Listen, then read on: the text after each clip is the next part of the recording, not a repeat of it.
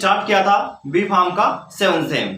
उसमें हमने कल देखा था पॉलीमर्स के बारे में। हमारी एनडी टेक्स्ट बुक है बी फार्म की, नोवेल ड्रग डिलीवरी सिस्टम। उसका यूनिट फर्स्ट हमने कल स्टार्ट किया था पॉलीमर्स। हमने कल देखा था पॉलीमर्स की डेफिनेशन एंड उसका क्लासिफिकेशन। क्लासिफिकेशन में हमने देख लिया था बेस्ड ऑन सोर्स के अकॉर्डिंग और बेस्ड ऑन पॉलीमराइजेशन के अकॉर्डिंग। बेस्ड ऑन सोर्स के अकॉर्डिंग हमने पॉलीमर्स को 3 पार्ट्स में डिवाइड किया है, सिंथेटिक, नेचुरल और सेमी सिंथेटिक। और पॉलीमराइजेशन के अकॉर्डिंग पॉलीमर्स को हमने 2 पार्ट्स में डिवाइड किया है, एडिशन और कंडेंसेशन। आज देखते हैं पॉलीमर्स का जो थर्ड क्लासिफिकेशन है बेस्ड ऑन स्ट्रक्चर के अकॉर्डिंग। ओके, अब देखते हैं स्ट्रक्चर के अकॉर्डिंग पॉलीमर्स को कितने पार्ट्स में डिवाइड किया गया। तो हम स्टार्ट करते हैं। फर्स्ट होता है स्ट्रक्चर के अकॉर्डिंग, वो होता है लीनियर पॉलीमर। ओके, अब लीनियर पॉलीमर क्या होता है? लीनियर का मतलब क्या होता है? स्ट्रेट, सीधा। The smallest repeating unit arrange in straight line path. ठीक है, अब इसमें क्या होगी? जैसे ये होगी। ओके, ये कौन सा पॉलीमर होता है? लीनियर पॉलीमर होता है। ओके, ये कौन सा होता है? लीनियर पॉलीमर होता है। इसमें क्या होती है? मोनोमर्स की स्मॉलेस्ट यूनिट होती है। मतलब क्या हो गया? छोटे छोटे मोनोमर्स होते हैं और वो एडिशन हो जाते हैं और एक लंबी चेन बन जाती है, उसको बोलते हैं अपन लीनियर पॉलीमर। जैसे इसका एग्जांपल हो गया पॉलीविनाइल क्लोराइड हो गया, पॉलिएस्टर हो गया, ये क्या होते हैं? लीनियर पॉलीमर होते हैं। अब देखते हैं आगे। सेकंड होता है ब्रांच पॉलीमर। ओके, अब जो ब्रांच का मतलब क्या होती है? शाखा होती है। ठीक है, ब्रांच का मतलब क्या होती है? शाखाएं होती है। अब ब्रांच का मतलब होता है, जैसे ब्रांच का मतलब लीनियर पॉलीमर हो गया एक तरह से। अब लीनियर, जैसे ये लीनियर पॉलीमर है, अब लीनियर पॉलीमर में ये ब्रांच हमने क्या कर दी? पुट कर दी यहाँ पर। ठीक है, ये ब्रांच निकल गई लीनियर पॉलीमर में, तो इसको क्या बोल दिया हमने? Branch polymer. तो contain linear chain having some branch.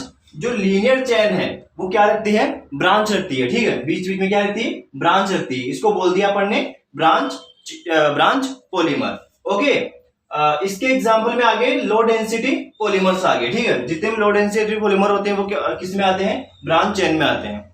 आगे देखते हैं cross link chain. Okay, cross link chain जो पॉलीमर होता है उसमें देखते हैं क्या होते हैं?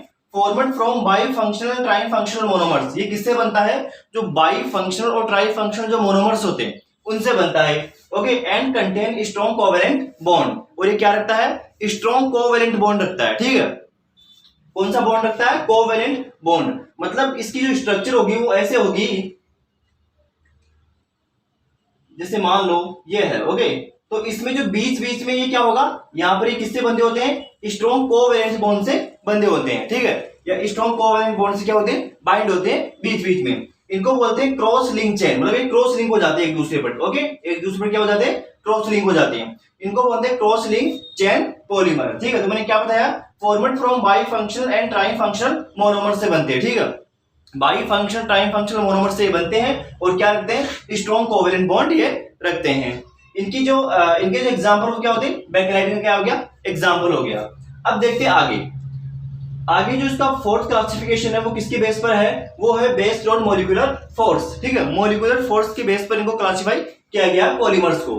फर्स्ट होता है थर्मोप्लास्टिक और सेकंड होता है थर्मोसेटिंग। ठीक है, हमने प्रीवियस क्लास में पढ़ा होगा थर्मोप्लास्टिक थर्मोसेटिंग्स के बारे में। ओके, अब थर्मोप्लास्टिक क्या होते हैं? थर्मोप्लास्टिक की जो कैरेक्टर प्रॉपर्टीज क्या होती है? ये होती है लीनियर होते हैं। ठीक है, क्या होते हैं? फर्स्टली लीनियर होते हैं, सीधे होते हैं, स्लाइटली ब्रांच होते हैं। ठीक है, और क्या होते हैं? स्लाइटली ब्रांच भी होते हैं और लॉन्ग चेन होती है। थर्मोप्लास्टिक क्या होती है? लीनियर होते हैं, स्लाइटली ब्रांच होते हैं और लॉन्ग चेन होती है। Hardness is a temporary property. इनमें हार्डनेस नहीं होती एक तरह से। ठीक है, इनमें हार्डनेस बहुत ही कम होती है। ये क्या होते हैं? रिवर्सिबल होते हैं। ठीक है, एक स्टेट से दूसरी स्टेट में चेंज हो सकते हैं या वापस से अपनी फर्स्ट स्टेज में आ सकते हैं। सेकंड क्या होता है? एडिशन। इनमें क्या होता है? एडिशन पॉलीमराइजेशन होता है। ठीक है, एडिशन पॉलीमराइजेशन क्या था?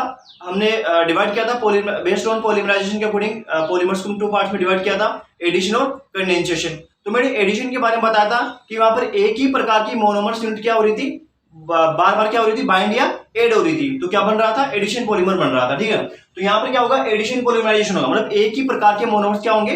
बाइंड होंगे। ठीक है, इनमें और इनके फोर्थ प्रॉपर्टीज क्या होती है? इनकी सॉफ्टन ऑन हीटिंग। मतलब हीट के साथ क्या हो जाते हैं? सॉफ्ट हो जाते हैं। जैसे जैसे हम इनको हीट देते हैं वैसे वैसे क्या हो जाते हैं? सॉफ्ट होते जाते हैं। इनके जो एग्जांपल है वो होता है पीवीसी पॉलीविनाइल क्लोराइड। ओके, ये हो गया थर्मोप्लास्टिक। अब देखते हैं थर्मोसेटिंग क्या होते हैं।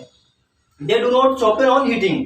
अब जैसे जैसे इनको हीट करेंगे ना ये सॉफ्ट नहीं होंगे, ये इनका उल्टा होता है थर्मोसेटिंग, ठीक है। ये हार्ड होते जाते हैं। जैसे इनमें एडिशन पॉलीमराइजेशन था, इनमें कौन सा हो रहा है, कंडेंसेशन पॉलीमराइजेशन। अब मैंने आपको बताया था कंडेंसेशन पॉलीमराइजेशन के बारे में, ये क्या होते हैं, इनमें अलग अलग प्रकार की मोनोमर्स यूनिट होती है। कंडेंसेशन पॉलीमराइजेशन में क्या होता है, अलग अलग प्रकार की मोनोमर्स यूनिट होती है।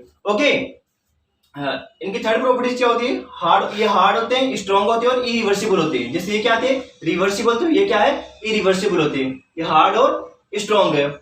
कैन नॉट बी रीसेव्ड, अभी इरिवर्सिबल है या हार्ड है तो अपनी वापिस से फर्स्ट फेज में नहीं आ सकते, आप उनको रीसेव वापिस से इनको नहीं कर सकते, ठीक है। इनसोल्यूबल इन ऑर्गेनिक सोलवेंट, ये ऑर्गेनिक सोलवेंट में क्या होते हैं, इनसोल्यूबल होते हैं, और ये ऑर्गेनिक सोलवेंट क्या होते हैं, सोल्यूबल होते हैं। ओके, ये क्या होते हैं, सोल्यूबल होते हैं। इनका एग्जाम्पल है बेकेलाइट होता है, ठीक है। थर्मोसेटिंग का एग्जाम्पल क्या होता है, बेकेलाइट होता है। अब बेकेलाइट किससे बनता है, फिनोल प्लस एल्डिहाइड से बनता है। अब यहाँ पर दो अलग अलग मोनोमर्स यूनिट है ना, कौन कौन सी, एक तो फिनोल है, एक एल्डिहाइड है, तो दोनों अलग अलग है। लेकिन पीवीसी में क्या होता है, ओनली विनाइल क्लोराइड होता है, ओनली क्या होता है, विनाइल क्लोराइड होता है। ओके, यही बार बार एड होकर क्या बनता है, पॉलीविनाइल क्लोराइड बनता है। तो यहाँ पर एक प्रकार की मोनोमर यूनिट है और यहाँ पर अलग अलग प्रकार की मोनोमर्स यूनिट है। तो इसमें होता है कंडेंसेशन पॉलीमराइजेशन, इसमें होता है एडिशन पॉलीमराइजेशन। ओके, ये हो गया इनका कंप्लीट क्लासिफिकेशन। अगली क्लास में इसका अगला पार्ट स्टार्ट करेंगे।